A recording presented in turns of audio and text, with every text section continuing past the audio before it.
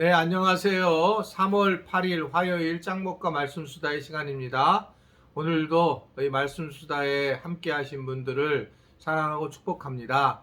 사실 저는 사랑하고 축복합니다라는 말을 잘 안 하려고 하는데 왜 그러냐면 진정성이 있는가라는 것 때문에 그래요. 근데 오늘은 특별히 이렇게 또 말씀수다에 참여하신 분들을 사랑하는 마음과 축복하는 마음이 있는데 이 진정성이 전해지는지는 잘 모르겠습니다. 다시 한번 말씀드리면 사랑하고 축복합니다. 네, 오늘 주신 말씀은 창세기 25장 12절부터 18절의 내용의 말씀인데요. 하나님 말씀을 보시겠습니다. 사라의 여종 애굽인 하갈이 아브라함에게 낳은 아들 이스마엘의 족보는 이러하고 이스마엘의 아들들의 이름은 그 이름과 그 세대대로 이와 같으니라. 이스마엘의 장자는 느바요시요 그 다음은 게달과 압부엘과 밉삼과 미스마와 투마와 마사와 하닷과 데마와 여둘과 나비스와 게드마니 이들은 이스마엘의 아들들이요 그 촌과 부락대로 된 이름이며 그 족속대로는 12 지도자들이었더라. 이스마엘은 향년이 137세의 기운이 다하여 죽어 자기 백성에게로 돌아갔고 그 자손들은 하윌라에서부터 아수르로 통하는 애굽왕 술까지 이르러 그 모든 형제의 맞은편에 거주하였더라. 네, 오늘 말씀을 보면 우리가 지금까지 언약의 자손이었던 이삭을 중심으로 말씀을 쭉 살펴보았죠. 이 언약이 중요하고 이삭이 중요했던 이유는 이삭이 중요하기보다 하나님이 아브라함에게 언약을 맺고 또 출애굽을 한 시내 산으로서 하나님이 언약을 맺고 그래서 하나님이 하나님의 언약을 맺어서 우리로 하여금 제사장 나라가 되게 하는 그런 엄청난 일을 하게 하셨다라는 것을 우리는 알 수가 있죠. 그렇기 때문에 우리가 언약은 받았다라는 이 자체가 너무나도 귀한 일이다. 그래서 우리가 구원이나 우리의 삶을 자랑할 수 없는 이유는 하나님께서 나로 언약을 맺어주신 것이지 이 백성들에게 우리 사람이 한 것이 사실은 별로 없다라고 하는 것이 어떤 성경에서 지속적으로 우리에게 말씀하시는 부분이라고 보여져요.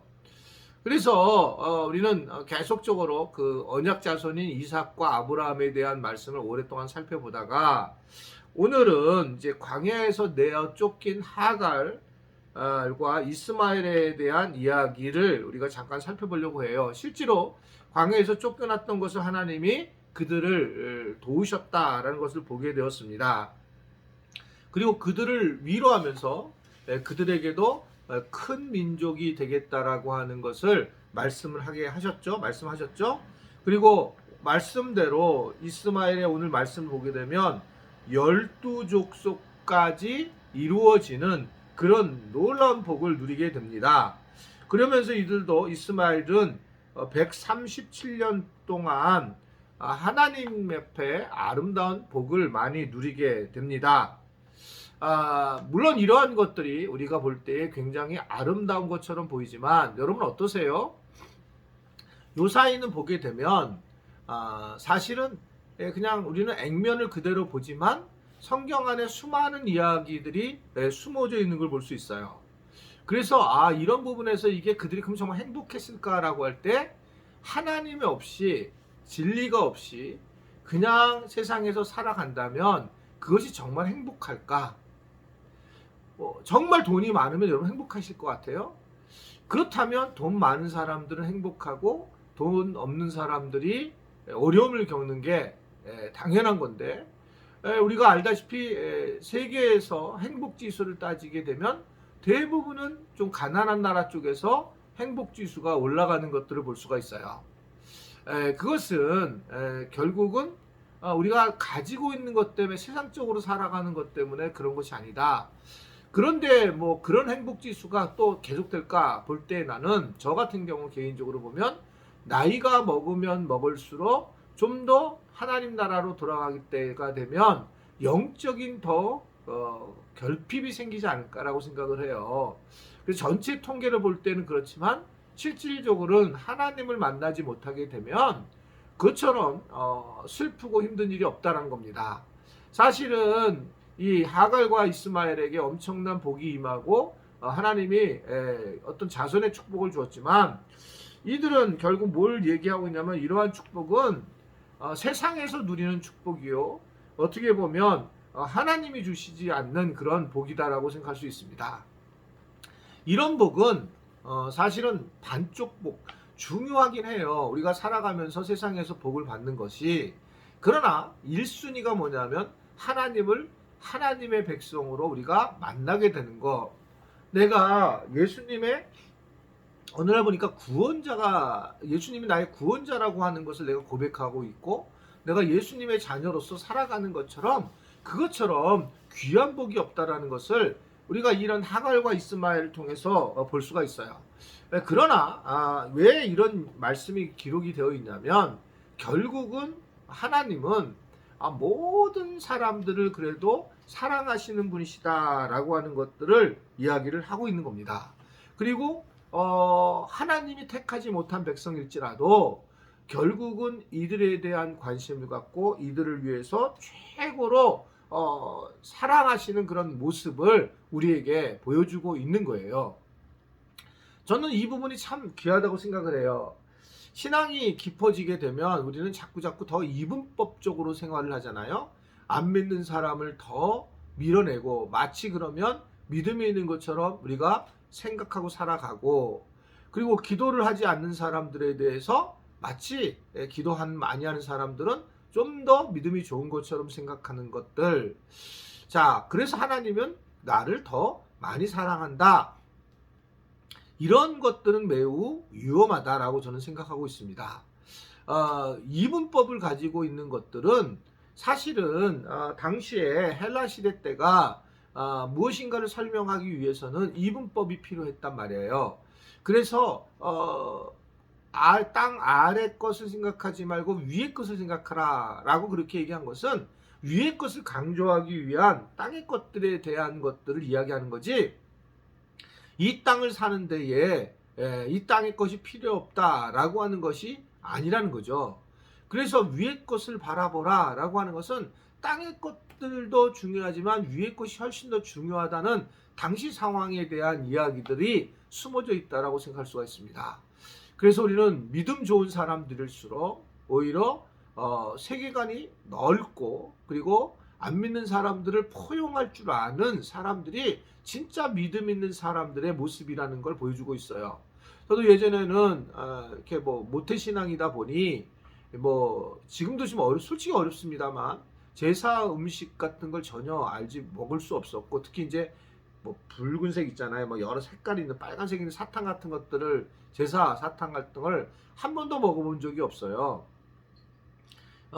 참 지금도 자신이 없으면 찝찝해서 내가 찝찝한 그런 마음 때문에 어렸을 때 형성된 거겠죠. 지금 제가 생각하는 어떻게 보면 신앙관으로는 문제가 없어요. 그런 걸 먹는 거가. 그런데 그때는 마치 그런 걸 안 먹는 것이 믿음이 좋은 것처럼 생각을 하는 경우가 있다는 거죠. 그래서 제가 참 조심스러운 부분이라고 얘기를 했었어요, 몇 번. 제사에 대한 것도 마찬가지입니다. 항상 의도가 중요한 건데, 이 제사에 대해서 저는 원칙적으로 성경에서 제사를 지내지 마라라고 하니까 당연한 거고요.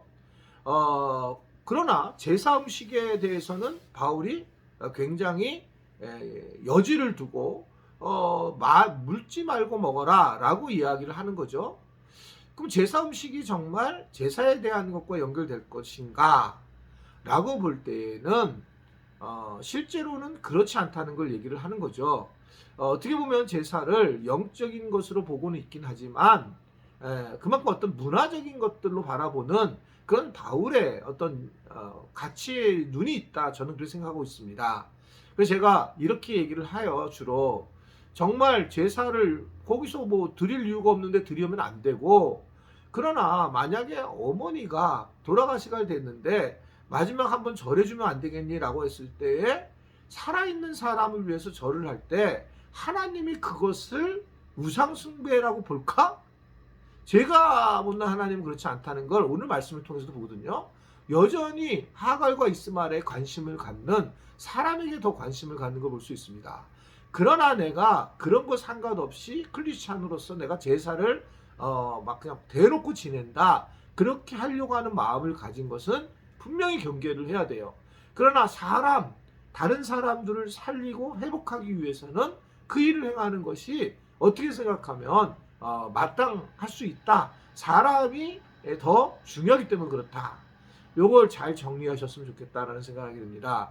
하나님은 이삭 언약을 가진 이삭을 사랑하기도 했지만 정말 어떻게 생각하면 세상적으로 속한 하갈과 이스마엘도 여전히 사랑하면서 그들이 받아야 될 복들을 제공하고 있는 걸 볼 수 있습니다. 사람에 대한 하나님의 관심인 거죠. 우리도 오늘 하루도 사람에게 관심을 갖고 좀 더 넓은 그런 하나님과 같은 눈을 가지고 믿음 생활하는 시간이 될 수 있기를 간절히 바랍니다. 기도하겠습니다. 하나님 아버지, 오늘도 우리에게 말씀의 은혜를 허락하여 주시고 또 우리가 세상에서 사람들을 얼마나 귀하게 여기고 살아가야 될지를 깨닫게 하시니 감사합니다. 오늘 우리 주변에 안 믿는 자들을 위하여 한 번 더 웃어주고 한 번 더 껴안아주면서 각자가 세상에서 생활 선교사로 살아가는 귀한 시간 되도록 도와주시고 인도하여 주옵소서. 예수님의 이름으로 기도드리옵나이다. 아멘.